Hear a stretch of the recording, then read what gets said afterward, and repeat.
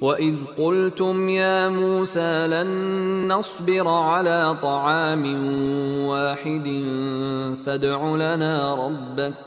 فادْعُ لَنَا رَبَّكَ يُخْرِجْ لَنَا مِمَّا تُنبِتُ الْأَرْضُ مِن بَقْلِهَا وَقِثَّائِهَا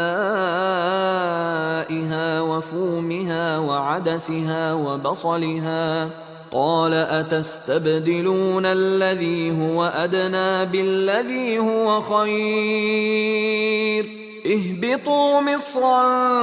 فَإِنَّ لَكُم مَّا سَأَلْتُمْ ۗ وَضُرِبَتْ عَلَيْهِمُ الذِّلَّةُ وَالْمَسْكَنَةُ وَبَاءُوا بِغَضَبٍ مِّنَ اللَّهِ ۗ ذَٰلِكَ بِأَنَّهُمْ كَانُوا يَكْفُرُونَ بِآيَاتِ اللَّهِ وَيَقْتُلُونَ النَّبِيِّينَ بِغَيْرِ الْحَقِّ ۗ ذَٰلِكَ بِمَا عَصَوا وَّكَانُوا يَعْتَدُونَ